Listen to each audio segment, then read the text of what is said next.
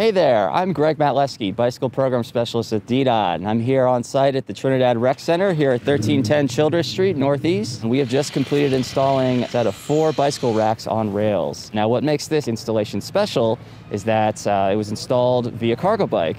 That's right, bike racks via bike. Rather than our typical DDOT work truck, our Planning and Sustainability Division at DDOT has this electric assist cargo bike, which helps us perform small jobs such as these.